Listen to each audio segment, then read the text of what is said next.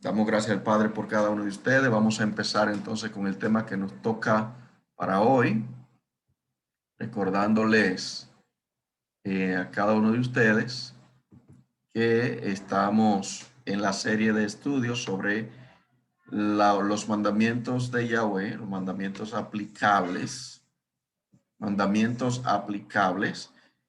Quiere decir que de los mandamientos que hay en la lista rabínica tradicional, es una lista que viene de España en, aproximadamente en el siglo XII por un teólogo judío llamado Rambán, o Maimónides también se le llama, el cual elaboró una lista de 613 mandamientos sacados de la Torá.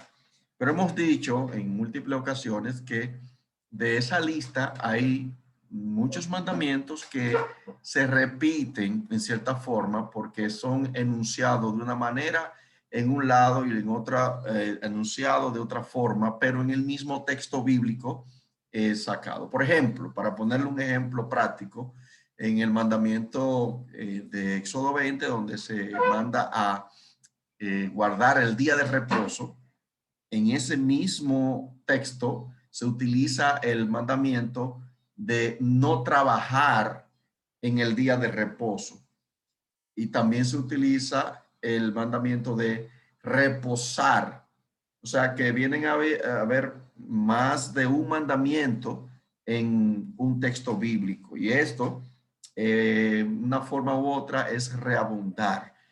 Y para hacerlo un poquito más práctico, lo que hacemos es que tomamos los mandamientos que realmente menciona el texto bíblico y lo aplicamos de esa manera, lo que son aplicables. Entonces ya saben, esa es la lista de los mandamientos aplicables. También estamos haciendo exégesis del texto bíblico de Hebreos. Ya vamos por el capítulo 10 del libro de Hebreos y es el último capítulo que vamos a estar estudiando de esta serie en cuanto a la exégesis del libro de Hebreos. Vamos a estar estudiando en diferentes momentos textos bíblicos del Nuevo Testamento para que puedan entender que cuando hablamos de la Torá no nos estamos solamente basando en el Tanaj o el Antiguo Testamento. También nos basamos en el Nuevo Testamento para ratificar lo que estamos diciendo y de ahí entonces sacar un contenido más nutrido de lo que estamos estudiando. Así que tome papel y lápiz, prepárese para hacer sus anotaciones y que usted pueda hacer su pregunta al final. Los que están conectados en las redes sociales, que van a ver este estudio, pues pueden hacer sus preguntas en las redes sociales, en YouTube, en Facebook, conforme entiendan y estamos listos para responderle sus preguntas según el Padre nos ayude. Y estamos en YouTube y en Facebook, o el de Rosario y Redil de Salvación. Entonces vamos a tener hoy el libro de Hebreos capítulo 10 y vamos a hacer una exégesis de este capítulo. Lo vamos a estudiar versículo por versículo y tomaremos los versículos más importantes y le daremos la explicación más adecuada posible. Tenemos exégesis de Hebreos 10 en el versículo 1 dice, porque la ley, teniendo la sombra de los bienes venideros, no la imagen misma de las cosas, nunca puede, por los mismos sacrificios que se ofrecen continuamente cada año, hacer perfectos a los que se acercan. Noten en este texto que está hablando de la ley, como hemos venido diciendo desde hace un tiempo, desde que empezamos a estudiar el libro de Hebreo, desde el capítulo 5 por ahí, hasta ahora, cuando aquí se utiliza el término ley o Torah, no está hablando en sentido general, no está hablando en sentido general de todos los mandamientos de la ley.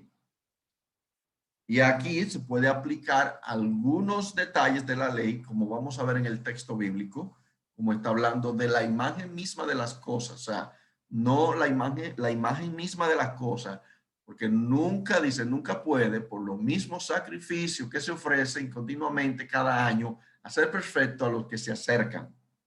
O sea que aquí la ley a la que se está refiriendo, una vez más, es a los sacrificios, a los sacrificios.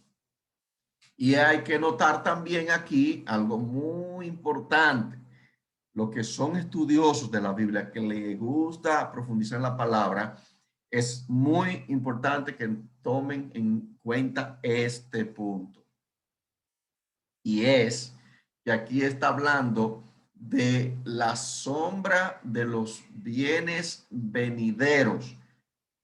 Y cuando está hablando de esto, los que están leyendo el libro de Hebreo, que eran judíos específicamente, porque este libro fue dirigido a hebreos.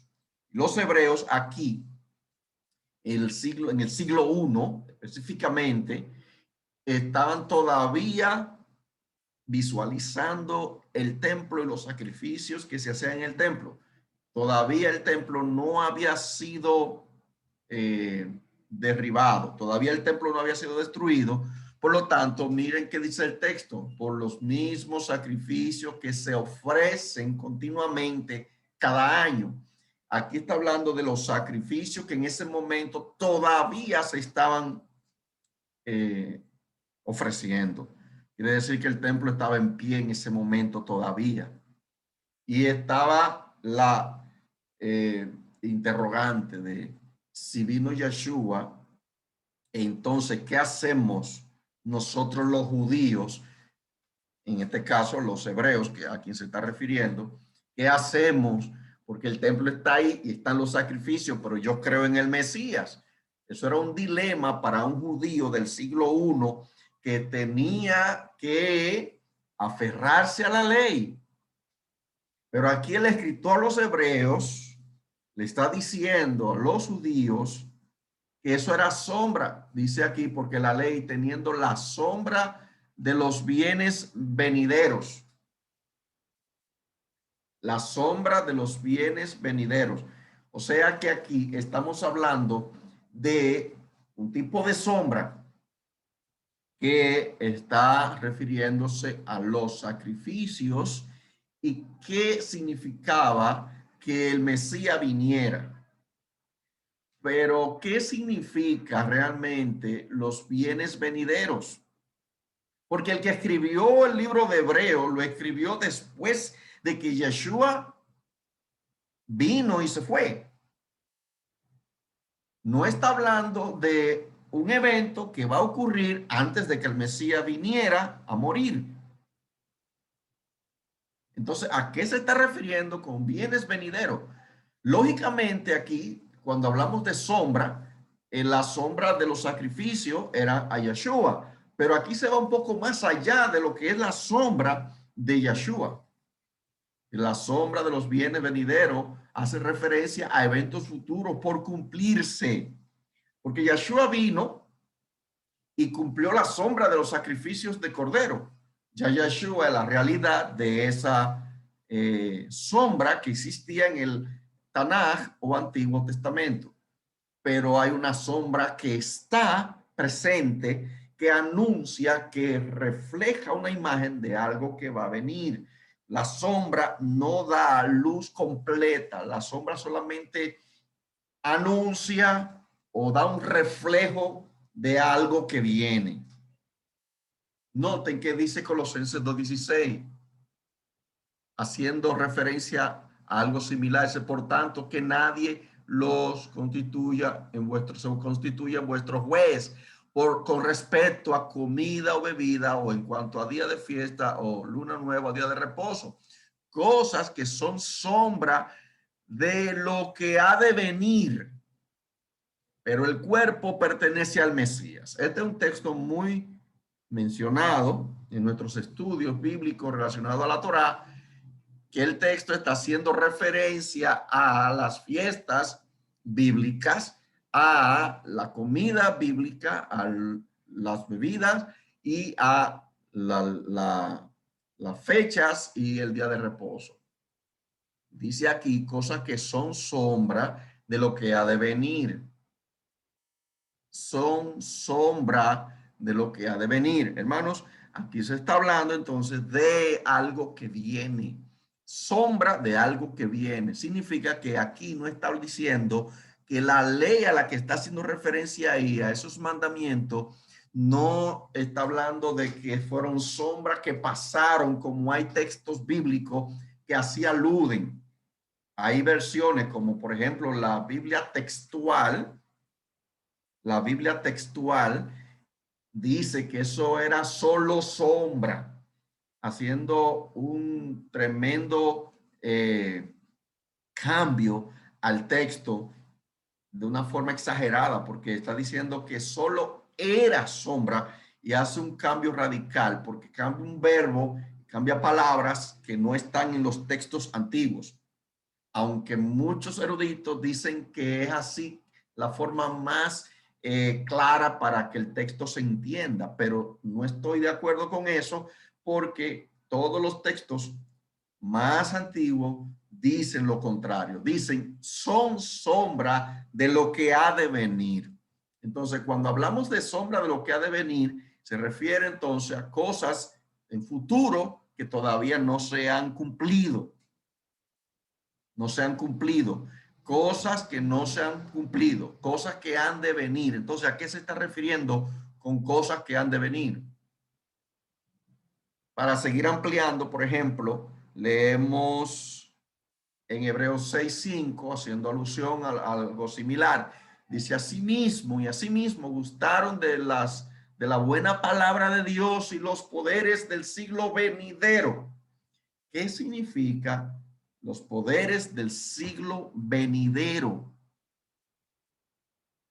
¿Qué significa los poderes del siglo venidero? Vamos a explicar estos textos. Colosenses 2:16, por ejemplo, es un ejemplo de cómo las fiestas, los alimentos y el Shabbat es una sombra de los bienes venideros en la segunda venida de Yeshua. La segunda venida de Yeshua. Y esto lo sabemos porque cuando se escribió este capítulo 2, ya el Mesías había ascendido al cielo. Por lo tanto, no se refiere a los bienes presentes del evangelio, sino al reino venidero celestial. A eso está haciendo alusión Colosenses 2:16. ¿Por qué? Porque Yeshua ya se había ido. Ya se había ido. Lo mismo ocurre con el libro de Hebreos, como hemos dicho. Vemos en Hebreos 6, el verso 4, para explicar el texto que leí anterior. Dice acá en el contexto, porque es imposible que los que una vez fueron iluminados y gustaron el don celestial y fueron hechos partícipes del Espíritu Santo y asimismo gustaron de la buena palabra de Dios y los poderes del siglo, del mundo venidero o siglo venidero, que es lo mismo, y recayeron, sean otra vez renovados para arrepentimiento, crucificando de nuevo para sí mismo al Hijo de Dios y exponiéndolo al vituperio. ¿Se dan cuenta, hermanos, aquí? Aquí está hablando de algo importantísimo. Aquí está hablando de algo importantísimo, porque es imposible que los que una vez fueron iluminados y gustaron del don celestial, ¿quiénes son esos? ¿Qué significa? Fueron iluminados y gustaron el don celestial. Esto significa algo. Dice, y gustaron de la buena palabra de Dios y de los poderes del mundo venidero. Bueno, esto puede ser sobre su bautismo. Una persona que fue bautizada, ser iluminado, el Espíritu Santo lo ilumina, pero debe entenderse más bien como un conocimiento teórico, porque dice, gustaron de la buena palabra de Dios. Personas que vieron un conocimiento de la palabra de Dios, óyame bien esta partecita aquí, personas que tuvieron un conocimiento de la palabra de Dios fueron iluminados, una iluminación común por la palabra, de los cuales las personas pueden tener mucho y sin embargo no llegar a reinar con el Mesías. ¿Oyó eso, hermanos? Personas con conocimiento fueron iluminados por la palabra, gustaron del don celestial y esas personas, sin embargo, no llegaron a reinar con el Mesías. Miren por qué dice, y recayeron. ¿Cómo fue que esta gente recayeron? ¿Quiénes son estos que recayeron? Dice, es imposible que sean otra vez renovados para arrepentimiento. Es imposible que sean renovados otra vez para arrepentimiento. ¿Por qué? Porque crucifican de nuevo para sí mismo al Hijo de Dios y lo exponen al vituperio. Esta gente de la que está haciendo mención aquí, el texto, son judíos, o eran judíos, que en el siglo I, viendo el templo, viendo los sacrificios y la presión social y religiosa que existía en ese momento, tenían el deseo en muchas ocasiones de volverse otra vez atrás a ofrecer sacrificios. Eso ahí es donde Pablo, el apóstol que escribió Hebreo, le llama recayeron. Recayeron. Estas personas tienen un problema serio, serio, serio, porque están negando al Hijo de Dios. Y dice aquí, porque lo están poniendo de nuevo a crucificarse y lo exponen al vituperio, a la burla. Y eso es imposible que pase. El Mesías no volverá a ser crucificado, ni burlado, ni maltratado, jamás, ni nunca. Entonces, sentir algo de la eficacia del Espíritu Santo, esta parte es muy importante, tome nota, en sus operaciones sobre sus almas, haciéndolos o haciéndoles probar algo de religión, y sin embargo, ser como personas en el mercado que prueban lo que quieren. Eso es sentir la eficacia del Espíritu Santo.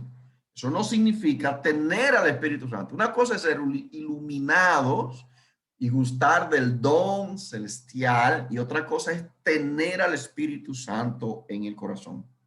Son dos cosas muy diferentes, hermanos. Son dos cosas muy diferentes y es importante tomar esto muy en cuenta, especialmente en este tiempo de tanta confusión y tanto engaño.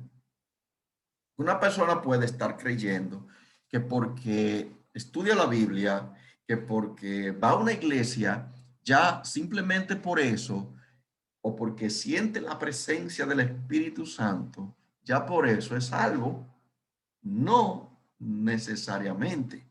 Significa que debe haber un encuentro real con el Mesías. Tiene que haber una experiencia real con el Mesías para que mi fe esté puesta en lo que él hizo por mí y no en mis propias experiencias. Porque aquí está hablando de que fueron iluminados, gustaron el don celestial, fueron hechos partícipes del Espíritu Santo y gustaron de la buena palabra de Dios y de los poderes del mundo venidero. Entonces, aquí hay algo que hay que explicarlo con mucho detenimiento para que la persona no caigan en el error y el engaño.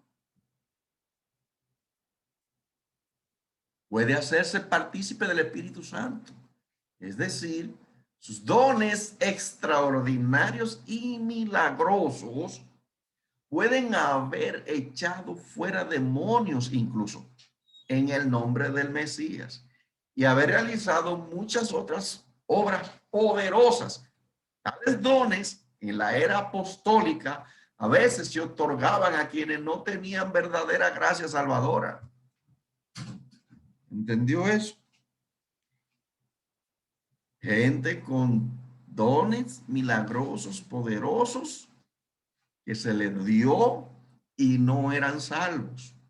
No tenían la gracia salvadora. ¿Cómo puede ser eso? ¿Cómo puede ser eso? ¿Cómo puede ser Judas un discípulo del Mesías, que vino al Mesías diciendo, maestro, en tu nombre echamos fuera demonios, sanamos enfermos, en tu nombre hicimos maravillas? ¿Y qué el maestro le dijo? No se maravillen de eso. Procuren que su nombre está inscrito en el libro de la vida. O regocíjense de que su nombre está inscrito en el libro de la vida. Esa fue la expresión que él usó. Significa entonces que no hay garantía de que una gente sea salvo porque haga milagros. No hay garantía. Y está bien los milagros. Y gloria a Dios por los milagros. Bendito sea el Señor si el Padre lo usa a usted resucitando muertos. Eso sería algo extraordinario y maravilloso. ¿A quién no le gustaría resucitar muertos? ¿A quién no le gustaría levantar paralíticos? Sanar gente de tumores y cáncer. ¿A quién no le gustaría? Pero aquí el tema es que hay gente que creen y que no tienen el Espíritu Santo, solo tienen una experiencia externa en su cuerpo, en su carne, y lo asocian con la salvación o que están bien con Dios, y no necesariamente sucede eso, no necesariamente. Pueden gustar de la buena palabra de Dios. Es posible que disfruten un poco de la doctrina del evangelio. Puede que hayan probado los poderes del mundo venidero. Es posible que hayan tenido fuertes impresiones con respecto del reino de los cielos y temor de ir al infierno incluso. Estos extremos pueden llegar a los hipócritas y después de todo volverse apóstatas.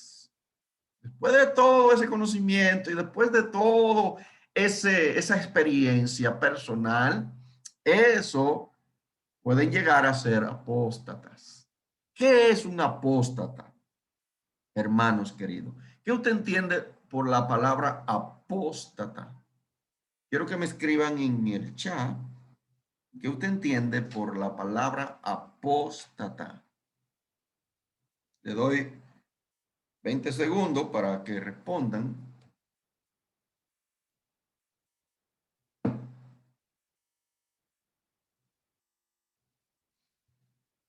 Negar la fe, dice la hermana Gio.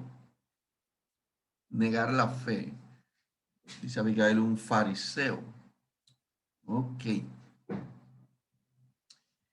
Un apóstata. Vamos a ver qué más dice. Vamos a ver qué más. Apóstata.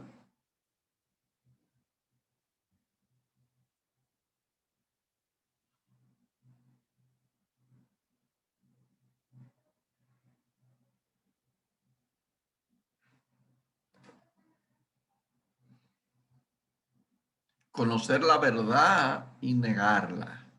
Muy bien. Tiene que ver con negar la fe, tiene que ver apartarse de la verdad, divorciarse de la verdad.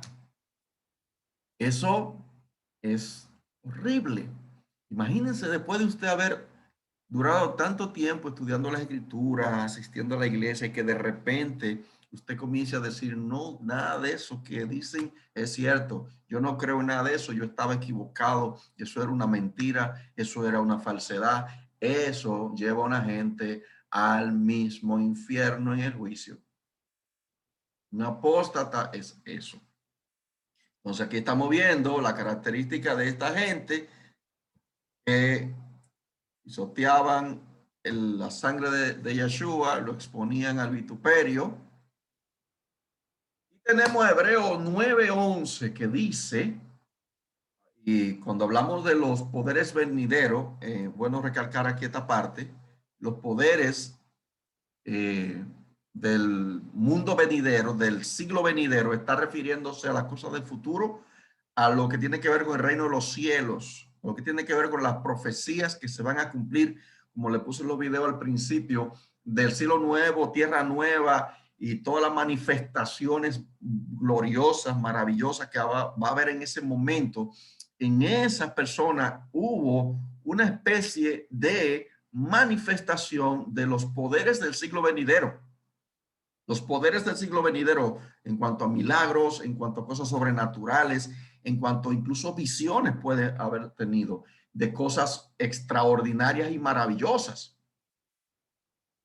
A eso se refiere con los poderes del siglo venidero, del mundo que ha de venir, el reino de los cielos que estamos esperando. Entonces, Colosenses y Hebreos están hablando de lo mismo, de las cosas en futuro, sombra de lo que ha de venir, la sombra de las cosas que han de venir, de los poderes del siglo venidero. A eso se refiere el libro de Hebreos del capítulo 10 que estamos estudiando. Y aquí en Hebreo 9:11 dice, pero cuando el Mesías apareció como sumo sacerdote de los bienes futuros, mire bien, de los bienes futuros, a través de un mayor y más perfecto tabernáculo, no hecho con manos, es decir, no de esta creación. O sea, Yeshua aquí está hablando, se está refiriendo aquí a Yeshua como el sumo sacerdote de las cosas futuras, no solo de las que están presentes, porque las que están presentes son una sombra, mira que dice ahí, de todas las cosas buenas que vendrán, sombra de todas las cosas buenas que vendrán. ¿Cuáles cosas buenas usted está esperando que van a venir? ¿Cuáles cosas buenas usted está esperando? ¿Qué es lo que usted anhela? ¿Qué es lo que usted ha entendido en las escrituras? Ese cielo nuevo, esa tierra nueva, ese cuerpo transformado, ese reino glorioso de luz con los ángeles, con el Mesías en nuestro medio, el Padre de gloria manifestado en su Hijo. Esas cosas se le llaman los poderes de los bienes venideros, el reino que ha de venir. Eso es maravilloso.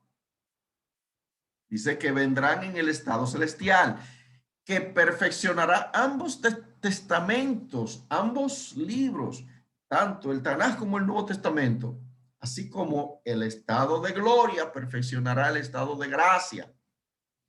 Este estado será en un sentido mucho más alto, la perfección del Nuevo Testamento, que el Nuevo Testamento fue la perfección del Tanaj, o sea, del Antiguo Testamento. Cuando vino el Nuevo Testamento, perfeccionó el Antiguo Testamento. O sea, que el pacto de la ley vino a ser mejorado en el Nuevo Pacto. Y el Nuevo Testamento vino a mejorar el Antiguo Testamento o el Tanaj. Observe todas las cosas pasadas, presentes y futuras fueron y son fundadas y fluyendo desde el oficio sacerdotal del Mesías. Todo lo que está escrito, todo lo que estaba prometido, todo lo que se cumplió y falta por cumplir, giran en torno y fluyen desde el oficio sacerdotal del Mesías. Eso es algo extraordinario, hermanos. Es algo maravilloso. Entonces, los bienes futuros aquí tiene que ver con lo que ha de venir, con las cosas que vienen pronto, muy pronto, hermanos, muy pronto. Entonces, tomando ya eso como referencia, seguimos ahora estudiando los demás versículos del Hebreo 10. Espero que hayan entendido a lo que me refiero cuando se habla de la sombra de las cosas, de las cosas de los bienes venideros y de la sombra de lo que ha de venir y de la sombra que tenía que ver con el Mesías, lo que el Mesías trajo como sumo sacerdote. Cosas que se cumplieron, cosas que se han de cumplir, porque el evangelio está en el estado parcial.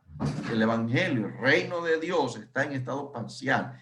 El ya, pero todavía no. El ya, pero todavía no. Entonces dice el versículo 2,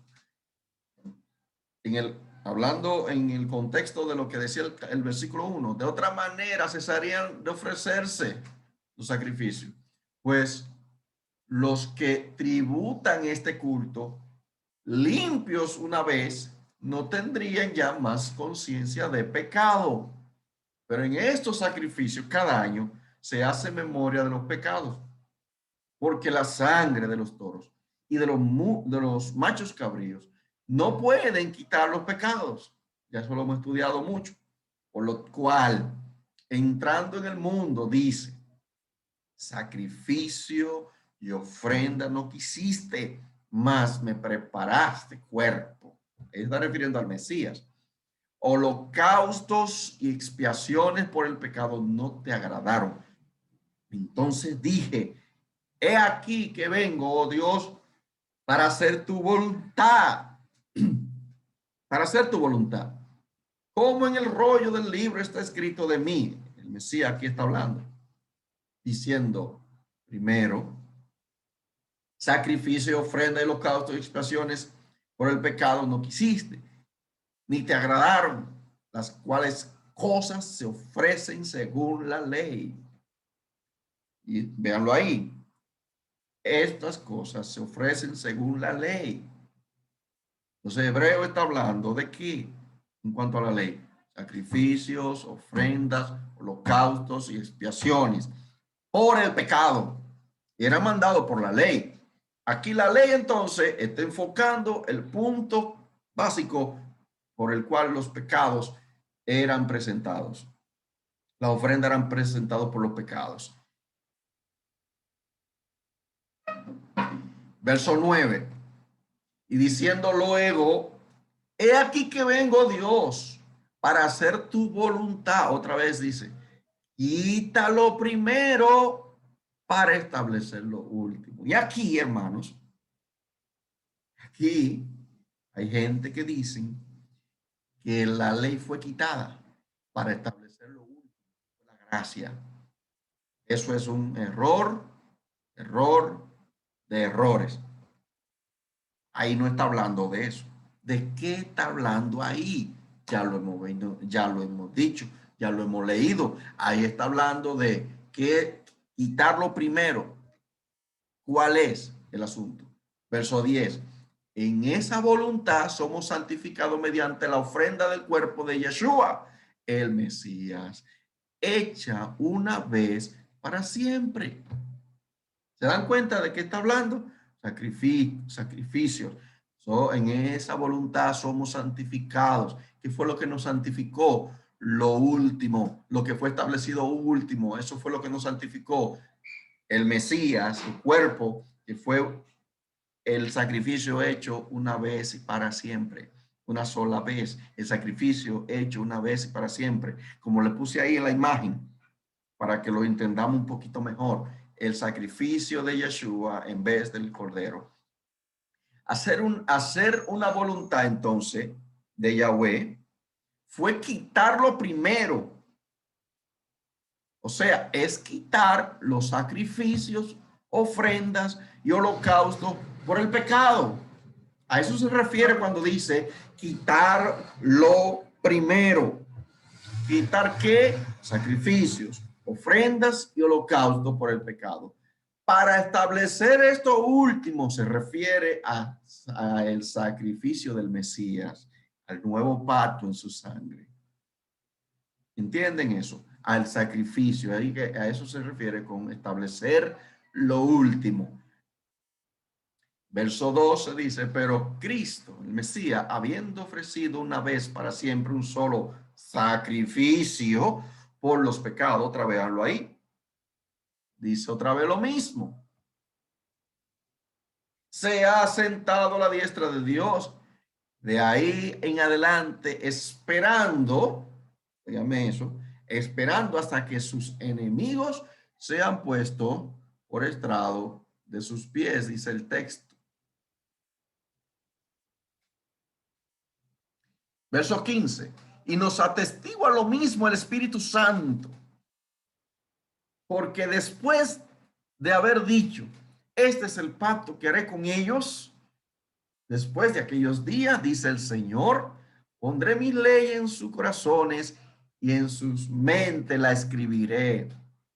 Otra vez, lo mismo que habíamos estudiado en Hebreo 8, vuelve y se repite aquí en Hebreos 10. Pero hay un punto importante que le subrayé. Y nos atestigua lo mismo el Espíritu Santo. ¿Quién fue que dijo, este es el pacto que haré con ellos después de aquellos días? Fue Yahweh en Jeremías 31. ¿Quién fue que dijo en Hebreo 8, y este es el pacto que haré con ellos después de aquellos días? Fue Yeshua. Entonces aquí está hablando el Espíritu Santo. Quiere decir que aquí está haciendo referencia al Espíritu Santo como el Padre. El Espíritu Santo aquí es el Padre que está hablando en relación a lo que se había dicho antes, en el Antiguo Testamento. Y aquí ahora está hablando el Espíritu Santo como una manera de decir, Dios mismo está hablando como Espíritu Santo, el mismo Padre que está hablando ahí. Entonces, hago ese señalamiento para que tengan una idea de que el Espíritu Santo es el mismo Padre, no es nadie más diferente. Es el mismo Padre hablando aquí en lo que es el Espíritu Santo o el Ruach HaKodesh, que habla. El Espíritu Santo habla porque el Espíritu Santo es el Padre y el Espíritu Santo es el Hijo. El Espíritu Santo es el Padre y el Espíritu Santo es el Hijo. Y él dice, pondré mis leyes en sus corazones. Noten que aquí el Espíritu Santo es el que está diciendo que iba a hacer un pacto con ellos después de aquellos días. ¿Y quién fue que hizo el pacto en la cruz? ¿Fue el Espíritu Santo o fue Yeshua? ¿Quién fue que hizo el pacto en la cruz? ¿Fue el Espíritu Santo o fue Yeshua? Fue Yeshua. Quiere decir entonces que es lo mismo. El Espíritu Santo es Yeshua. El Espíritu Santo es Yeshua porque el Espíritu del Padre está en Yeshua también. O sea, es un solo Dios. No hay tres dioses, es un solo Dios. El Padre está hablando aquí de lo que dijo en el Antiguo Testamento y aquí está hablando como Espíritu Santo. Y verso 17 dice, y añade, y nunca más me acordaré de sus pecados y transgresiones, pues donde hay remisión de estos, no hay más ofrenda por el pecado. Ya se acabó el asunto de hacer obras para tratar de apaciguar la ira de Yahweh. Nadie, absolutamente nadie puede apaciguar la ira de Yahweh por obras, por cosas que se inventen o por sacrificios que hagan. No hay manera de poder recibir el perdón de pecado. Solamente es a través de Yeshua por su sangre, quien nos redimió. Por eso dice, donde hay remisión de pecado, no hay más ofrenda. Ya no puede haber más ofrenda que yo puedo ofrecer para ser perdonado. Nada, nada. No importa cuánto predique, no importa cuánto ore, no importa cuánto ayune, no importa cuánto yo vaya a la iglesia. Si lo estoy haciendo con el sentir de ganarme la salvación, estoy frito. Si creo que me van a perdonar mis pecados por obras que yo haga, estoy frito porque no enseña eso la Biblia en ningún lado.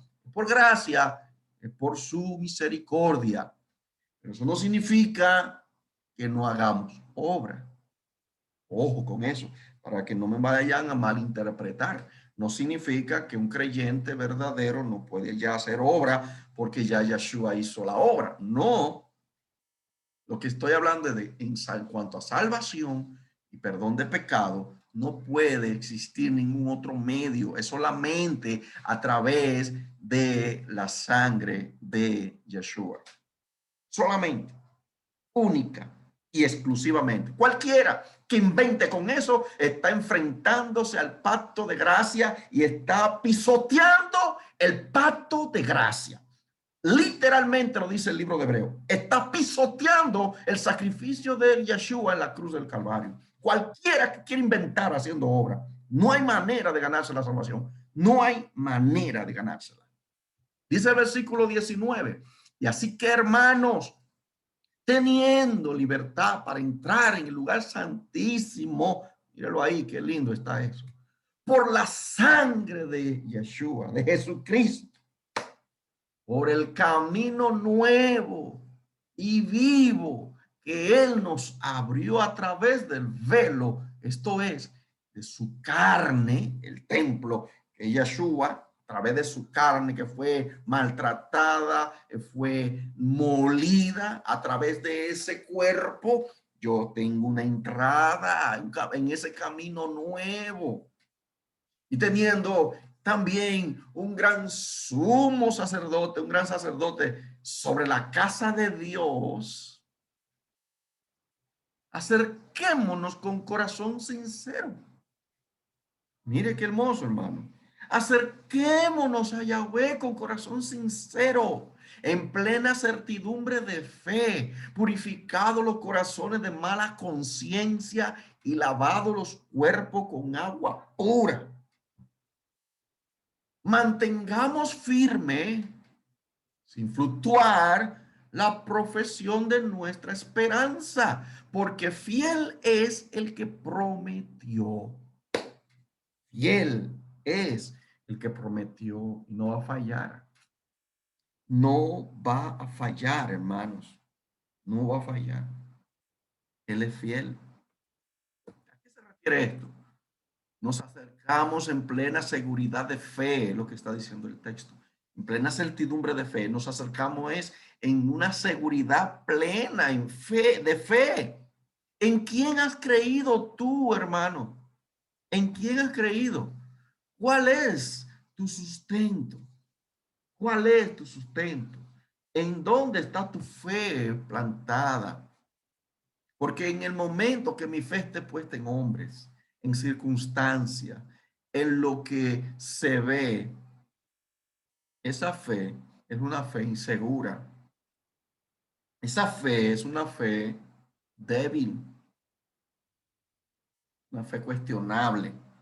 Mi fe tiene que estar en plena certidumbre, en plena seguridad en quien yo he creído y lo que Él ha hecho por mí. Nadie ni nada puede de quitar eso.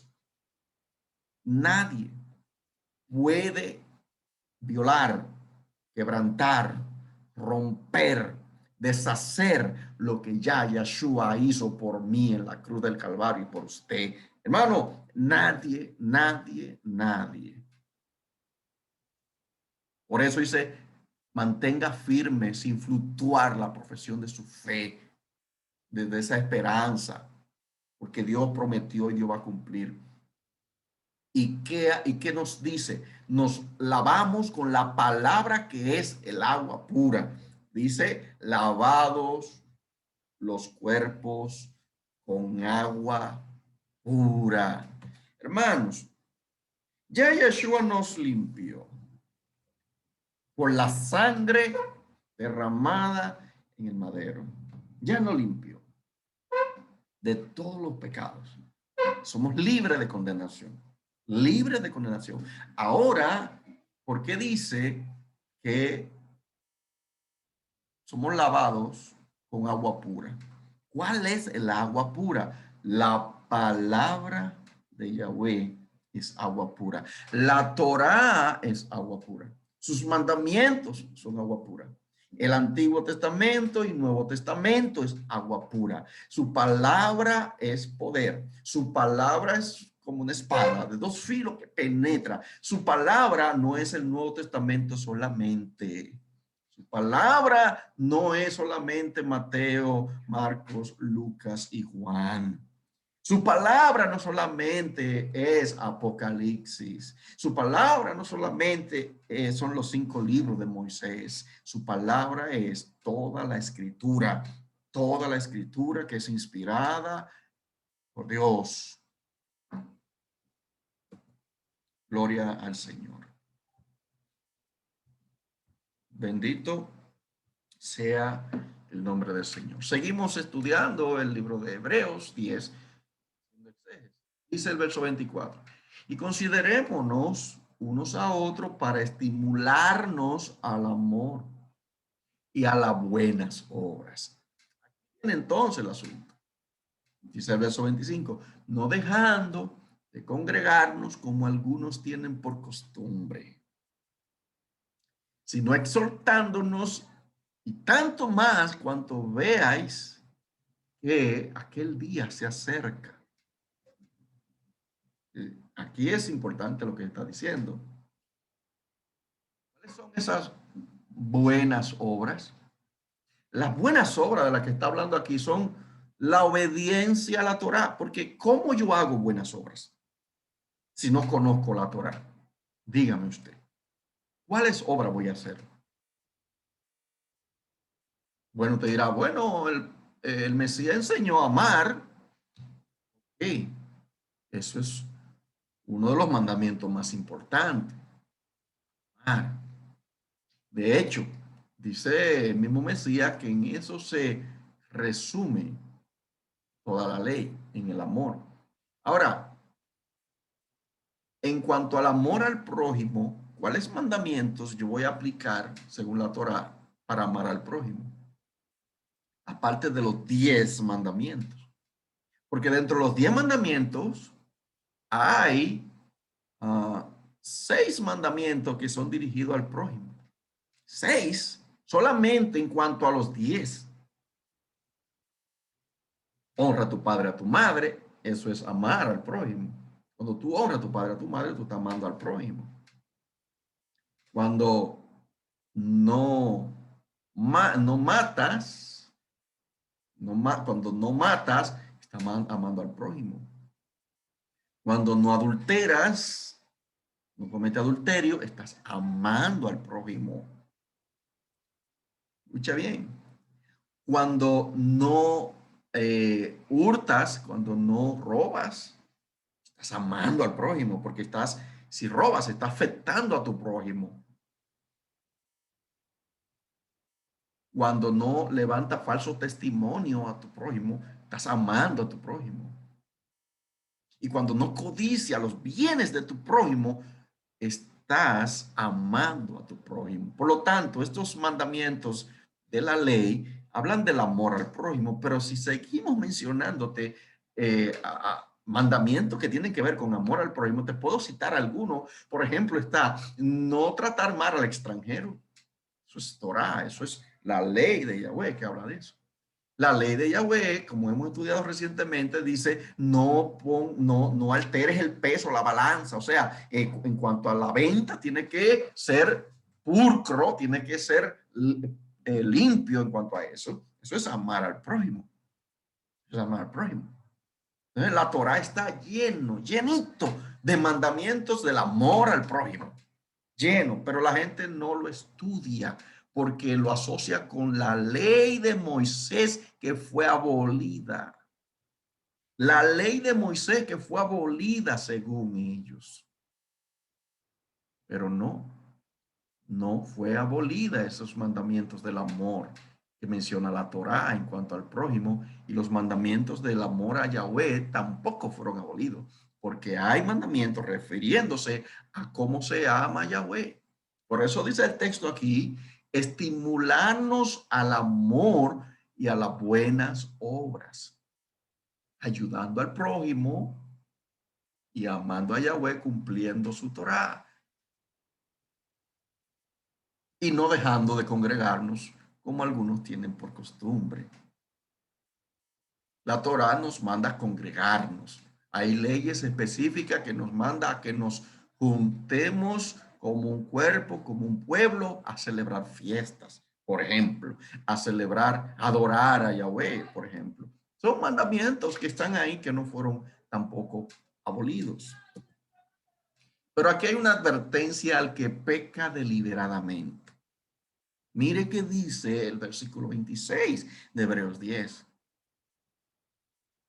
Porque si pecaremos voluntariamente, y aquí está haciendo una advertencia, vamos a ver a quiénes. Después de haber recibido el conocimiento de la verdad, ya no queda más sacrificio por los pecados, sino una horrenda expectación de juicio y de hervor de fuego que ha de devorar a los adversarios. Aquí la advertencia es contra los adversarios, contra aquellos que recibieron el conocimiento de la verdad, pero pisotearon la sangre del pacto que Yeshua hizo en la cruz del Calvario. Pecar deliberadamente o voluntariamente, sabiendo que está mal, pero no le importa, como dicen por ahí, le importa un comino, le importa un bledo y siguen pecando y pecando y pecando. Entonces ya no queda más remisión por los pecados, sino una horrenda expectación de juicio y de hervor, de fuego, que ha de devorar a los adversarios. Ahí está la sentencia, ahí está la advertencia de aquellas personas que toman el evangelio como un relajo, como un juego, y que piensan que Yahweh es solo amor, y que Yahweh no va a juzgar, que Yahweh no va a condenar a nadie, porque su gracia nos cubre. La gracia solo cubre a aquellos que entienden que en su imperfección y en sus pecados tienen que ir creciendo y abandonándolo. Pero aquellos que se mantienen deliberadamente, voluntariamente, eso significa que no han conocido a Yahweh en realidad. Por eso le llama los adversarios. Y es lo que le espera, una horrenda expectación de juicio. No quisiera estar en esos zapatos, hermanos. No quisiera estar en esos zapatos. Mire por qué. El que viola la ley de Moisés por el testimonio de 2 o de 3 testigos muere irremisiblemente. Eso era lo que estaba establecido en la Torá cuando existía la pena de muerte. El escritor a los hebreos está hablando en presente ahí porque todavía el templo estaba en pie, todavía estaban los sacerdotes, todavía estaban los levitas, todavía estaba el Sanedrín. En ese momento significa que el que violaba la ley podía haber muerto irremisiblemente. Incluso Yeshua citó esa palabra. Yeshua dijo que el hijo que no honrara a su padre, la ley mandaba que tenía que morir irremisiblemente. Yeshua citó ese texto. Quiere decir que ese texto estaba en vigencia en ese momento. Lo que pasa es que ahora ya nosotros, los seres humanos, no tenemos el derecho de matar a nadie por violar la ley. Esa parte de la ley solamente le corresponde a Yahweh, solamente. Y eso lo vamos a leer más adelante. Pero él está citando que si eso es con la ley, si eso es violando la ley, que se recibe castigo irremisible en ese entonces, con la muerte aplicada por los hombres, ¿cuánto mayor castigo piensan que merecerá el que pisoteare al Hijo de Dios y tuviera por inmunda la sangre del pacto en la cual fue santificado e hiciere afrenta al Espíritu de gracia? ¿A quién se atrevería, hermanos, a pisotear al Hijo de Dios y tener la sangre del pacto como inmunda? ¿Quién se atrevería a eso? Si aparece una persona que haga eso, solamente refleja una sola cosa y lo vamos a leer al final. Porque un verdadero creyente realmente estaría dispuesto a hacer eso, a pisotear la sangre del pacto, a tomarla por inmunda. Eso es como decir, esa sangre no sirve, esa sangre no hace nada, esa sangre es pura, pura nada. Eso es como ponerla inmunda. Eso es hacer afrenta al Espíritu de gracia, a la gracia que fue derramada. Pero mire qué dice el versículo 30. Pues conocemos al que dijo, mía es la venganza. Yo daré el pago, dice el Señor. Yo daré el pago. Mía es la venganza. O sea que lo que dice la ley, que el que la viola de forma voluntaria y no se arrepiente de ese pecado consecutivo, él dice ahí, yo voy a pagarle, yo daré el pago. ¿Por qué? Porque mía es la venganza. Ahora ella Yahweh, quien tiene en su mano el aplicar la pena de muerte. ¿Puede un creyente morir por los pecados que cometa? Es una pregunta que yo hago, hermano. ¿Puede un creyente verdadero que tiene el Espíritu Santo ser castigado con la muerte física? ¿Sí o no? ¿Qué usted dice? ¿Puede un creyente verdadero que tiene el Espíritu Santo recibir castigo de muerte física?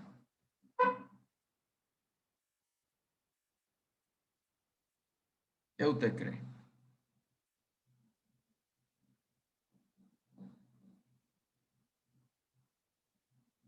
Vamos a ver. ¿Qué dijeron? Que sí. Amén. Ok.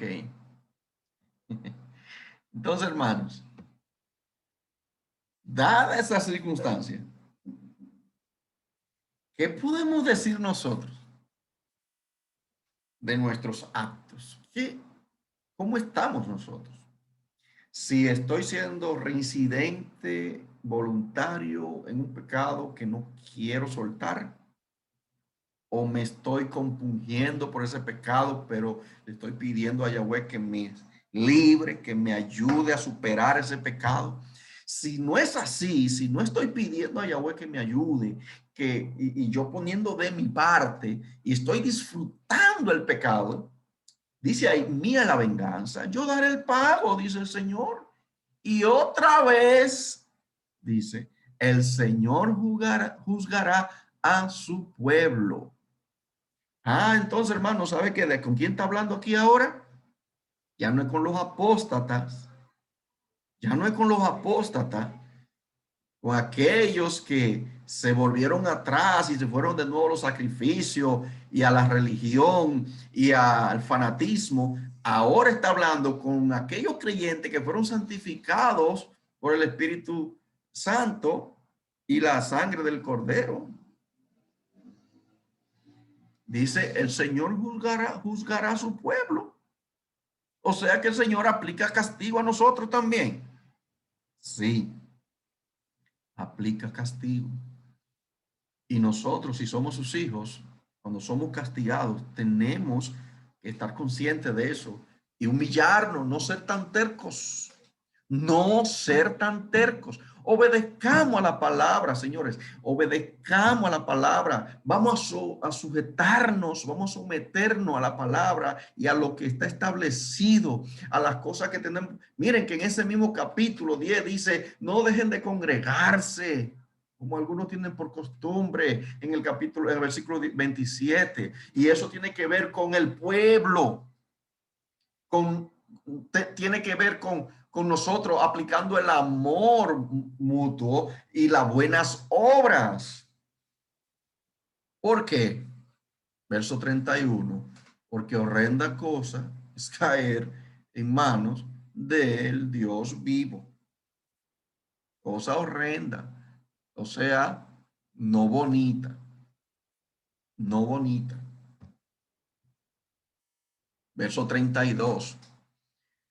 Pero traed a la memoria los días pasados, en los cuales después de haber sido iluminados, sostuvieron gran combate de padecimientos. Por una parte, ciertamente con vituperios y tribulaciones fuisteis hechos espectáculo, y por otra llegaste a ser compañeros de los que estaban en una situación semejante. O sea, esta gente pasaron tribulaciones fuertes. Él le dice, acuérdense, traigan a la memoria esos días pasados en la cual ustedes sufrieron tanto por el evangelio, porque de los presos también os compadecisteis, dice el escritor, y el despojo de vuestros bienes sufristeis con gozo. O sea, se dieron en abundancia para ayudar, sabiendo que tenéis en vosotros una mejor y perdurable herencia en los cielos.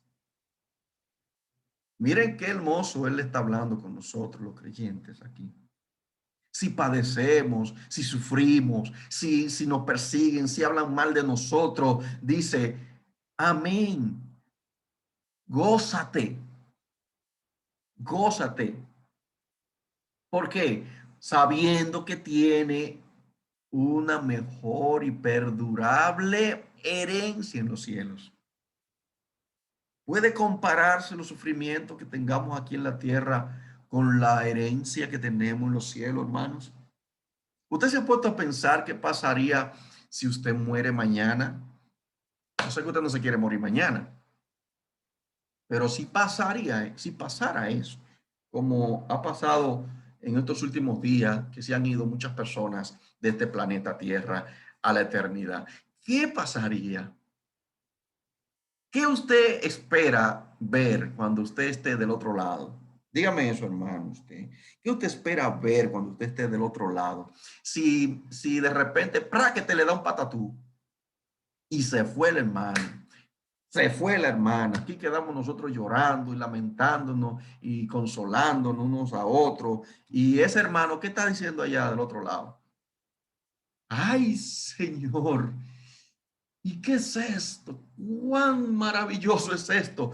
Estaría saltando como becerro en la manada porque está en la gloria, está en un estado perfecto, aunque todavía le falta el cuerpo porque está en alma, está en espíritu. Pero, ¿qué es lo que le espera a ese creyente? El paraíso. Amén.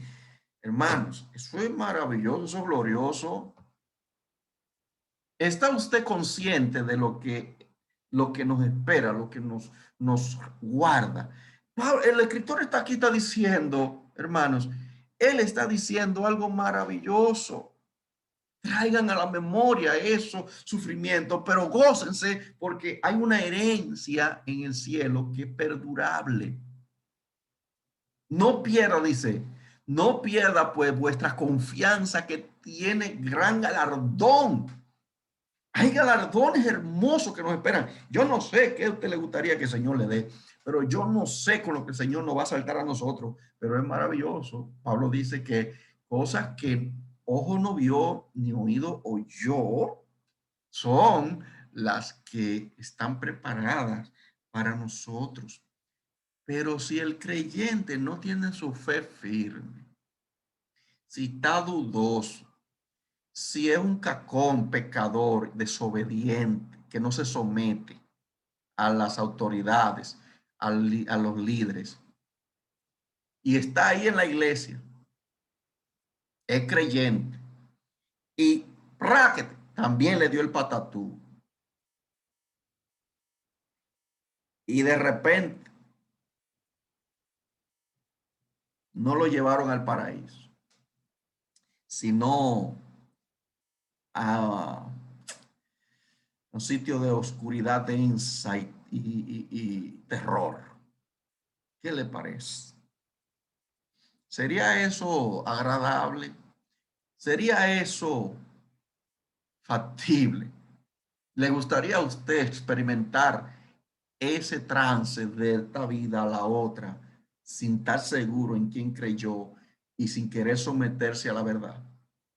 Yo sé que a usted no le gustaría eso, pero hermanos, es triste que alguien que haya hecho una vida de creyente aquí en esta tierra, yendo a la iglesia y que de repente no haya sido salvo de verdad por no querer admitir sus pecados y sus errores. Eso es triste, eso es penoso. No quisiera ver a ninguno de los hermanos de Redil en esa condición.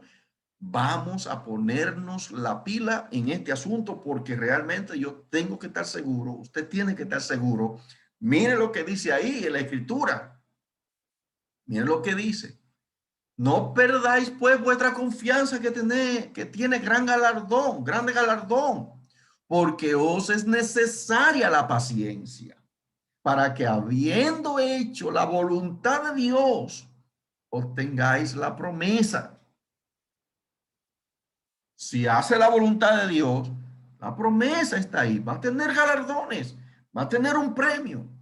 Y el que ha de venir vendrá y no tardará. ¿Ven con qué lo asocia el asunto de la promesa y de los galardones y de la herencia? Con el que ha de venir vendrá y no tardará.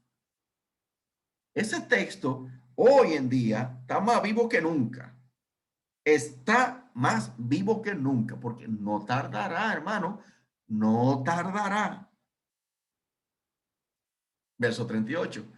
Mas el justo vivirá por fe. Mas el justo vivirá por fe. Si usted y yo tenemos una fe sólida, una fe firme, eso nos garantiza vivir. Eso nos garantiza vivir. Pero dice el verso, y si retrocediere, si niega al Mesías, si te vas al mundo, si no tiene compasión, si no te importa vivir en pecado, si retrocede, no agradará a mi alma, dice el Señor. Usted se está dando cuenta de lo que el escritor está diciendo aquí, ya concluyendo esta exégesis del libro de Hebreos. Está diciendo que nosotros tenemos que tener los ojos bien abiertos y vivir por la fe para que no se nos ocurra retroceder, porque si lo hacemos, eso no agrada a mi alma, al alma de Dios, dice el Señor. Pero mire cómo acaba el verso 39. Qué hermoso versículo. Pero nosotros no somos de los que retroceden para perdición, sino de los que tienen fe para preservación del alma. Esto nos habla a nosotros de que un verdadero creyente no tiene que tener miedo de perderse, no tiene que tener miedo de la condenación si vive por fe, si cree en el Mesías, si ha aceptado la sangre del pacto, si no ha pisoteado la sangre del pacto, si no está retrocediendo, negando al Mesías, entonces es de esos que no retroceden para perdición. El verdadero creyente no retrocede para perdición, sino que tiene fe para preservación del alma. Esa es nuestra garantía de vida. Yo me tengo que colocar en cuál posición, en los que son apóstatas, en los que se hacen pasar por cristianos o evangélicos, o en estos que tienen fe pura, en esos que viven por fe y que perseveran en esa fe.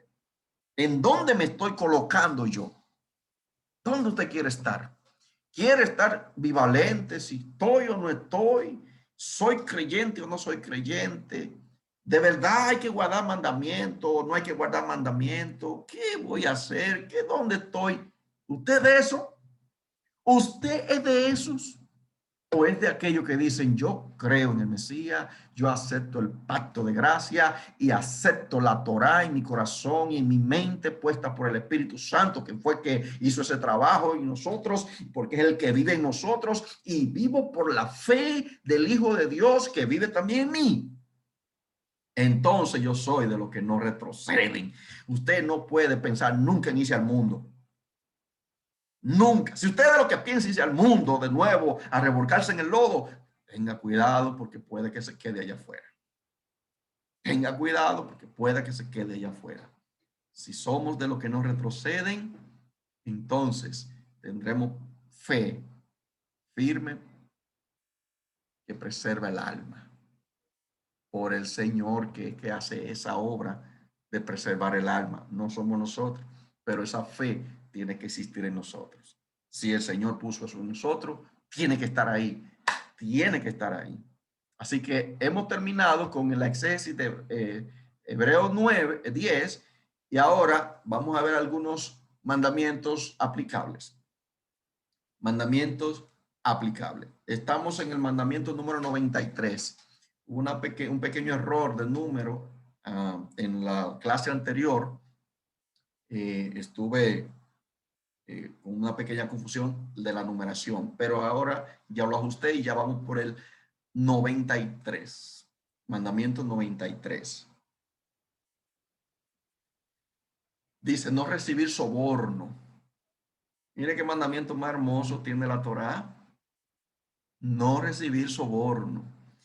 Aquí estos mandamientos hablan de lo que son los jueces, pero como hoy en día existen jueces civiles, este mandamiento puede aplicar a ello en ese sentido, de no recibir soborno. Dice el verso 20, capítulo 23, verso 8, no recibirá presente porque el presente ciega a los que ven y pervierte las palabras del justo. O sea, una persona, y mire qué asunto más fuerte este, en un juzgado, el juez manda parar al imputado y le hace levantar la mano y jurar por Dios con una mano, o la mano derecha, creo que arriba y la mano izquierda en la Biblia. En la Biblia. O sea que el mundo sabe lo que hay ahí en la Biblia, que la ley sagrada por la cual muchos se rigen en algunos puntos, como abogados, como jueces, como ministros, saben que eso está ahí y hacen jurar al imputado diciendo, jura usted solemnemente decir la verdad, solamente la verdad y nada más que la verdad. Sí, lo juro. Qué bonito. Y comienzan a decir mentiras y mentiras y mentiras. Pero vemos entonces los jueces. Ahí están diciendo los jueces, no reciba presente, o sea, no reciba soborno, porque el presente ciega a los que ven y pervierte la palabra del justo. ¿Quieres ser justo como juez? Obedece este mandamiento de la Torá. Mandamiento 94. Tratar a las partes de un litigio con igual imparcialidad. Lo mismo para un juez. No harás agravio en el juicio, no absolverás al pobre, ni favorecerás al poderoso. Con justicia juzgará a tu prójimo. Alguien que va a establecer un juicio, sea un pobre o sea un rico, debe hacerlo en justicia. No porque sea pobre, liberarlo, ni porque sea rico, absorberlo. No, actuar en justicia. ¿Qué le parece ese mandamiento tan hermoso? Ese mandamiento aplicable. Ese mandamiento está en vigencia y se necesita mucho, especialmente en este tiempo. Mandamiento 95. Hacer un parapeto para el techo de uno. Eso es como barandales. Deuteronomio capítulo 22, 8 dice, cuando edificares casa nueva, harás preptil a tu terrado para que no pongas sangre en tu casa si de él cayere alguno. Usted tiene una casa de 2 plantas, la Torá usted le manda que le ponga protección, póngale barandales para que no se le vaya a caer a alguien de allá de la segunda, se mate y esa sangre corra por usted, porque usted no quiso hacer esa inversión. Eso habla la Torá. Es un mandamiento muy hermoso también de protección. Es un mandamiento de protección y que nos advierte de que eso es peligroso. Alguien se puede caer de ahí y entonces se va a lamentar. Haga su inversión si usted tiene esa casa de 2 plantas y no le ha puesto barandales. Tome eso muy en cuenta. Mandamiento número 96. No pretender que no ha visto una pertenencia perdida. O sea, como que se hizo el loco con el fin de evadir la obligación de devolverla. ¿Qué le parece ese mandamiento? Hará abolido ese. Y eso está en la Torá. Hará abolido ese. Que usted se encuentra una cosa, sabe a quién se le cayó y que se hace de que no se dio cuenta de quién es para no devolverlo. Dice la Biblia aquí. Y así harás con su asno. Así harás también con su vestido. Y lo mismo hará con toda cosa perdida de tu hermano que se le perdiere y tú la hallares. No podrás retraerte de ello. No te cohibas de devolverlo. Hermanos, si usted se hay una cartera por ahí, ¿qué usted hace? ¿Qué usted hace? Le saca los documentos, la cédula, la echa en un zafacón y cogió el efectivo. ¿Qué usted haría? Porque es la forma más fácil.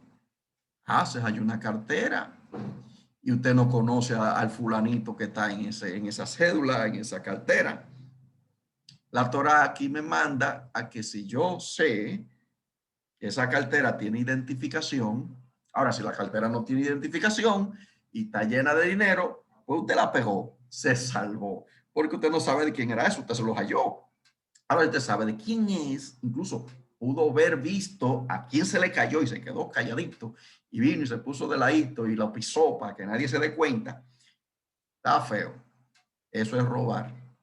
Eso es robar porque está tomando algo que no le pertenece. Eso es Torah, hermano. Eso es la ley de Yahweh, que es maravillosa. Mandamiento 97. Simple, cortito. No matarás. Ustedes saben el mandamiento. Yo quiero que usted me diga qué número es ese mandamiento. No matarás. De los 10, ¿en qué número está ese? A ver si se acuerdan.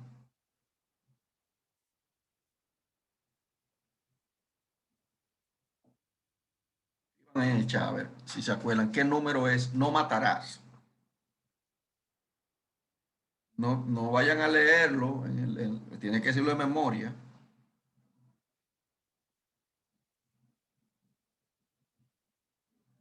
El número 7. Ay, ay, ay. ¿Quién da más? Vamos a ver. ¿Quién da más? Creo que el 5. Ok. No es el 5. Ok.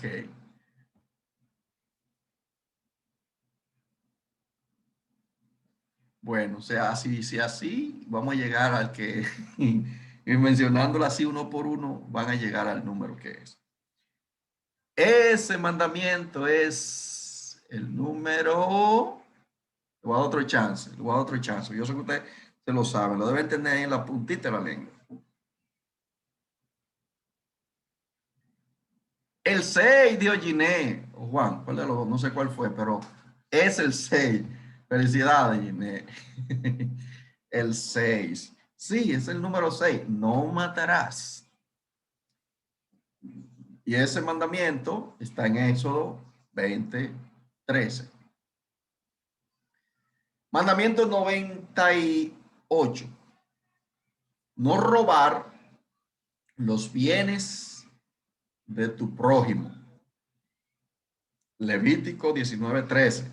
Y miren, estoy mencionándole a un capítulo que no es Éxodo 20, porque Éxodo 20 también habla de no robar, pero aquí está en Levítico, Torá pura.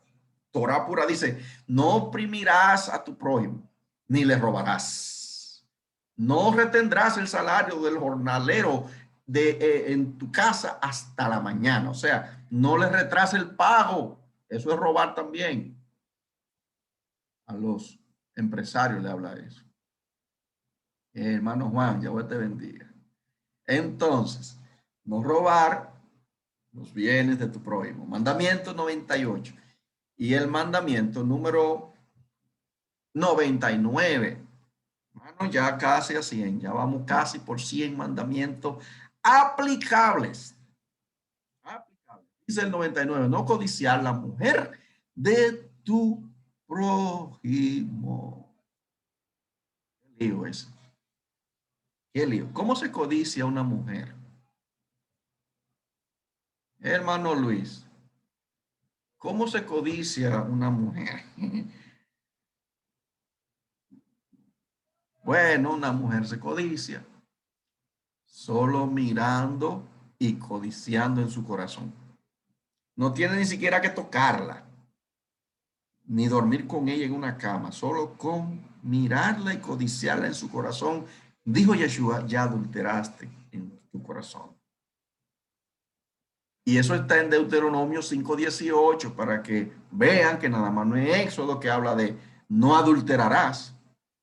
Ahora sí, le voy a preguntar otra vez, ¿cuál es ese mandamiento? ¿Qué número es el mandamiento de no adulterarás? A ver si ustedes lo saben. Ese sí lo sabe. Usted, estoy seguro que sí. ¿Qué número es?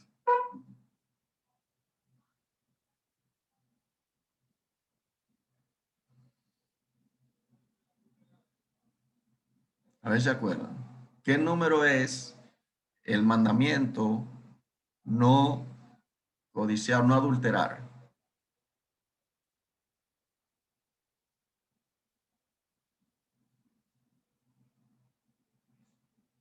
A ver, hermano Juan, dígamelo.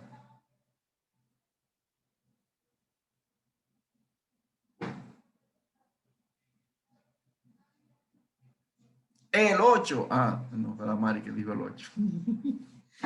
El 8. No el 8.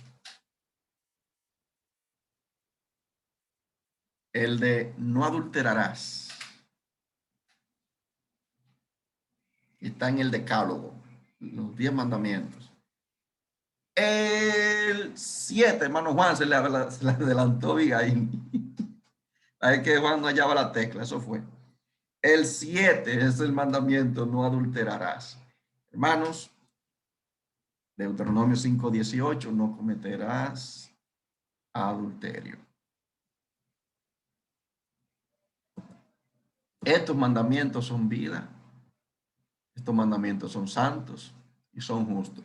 El que no quiere obedecer mandamientos, pues va a tener que dar cuenta a Yahweh porque un día va a haber un juicio. Va a haber un juicio. Y el que no quiera someterse a la palabra va a tener que dar cuenta. Ahí hemos terminado por hoy. Gracias a Yahweh por su bendición, por su palabra. Y las preguntas van a estar abiertas por un par de minutos. Los que tengan preguntas la pueden hacer o algún comentario. Y vamos a dar gracias a Yahweh.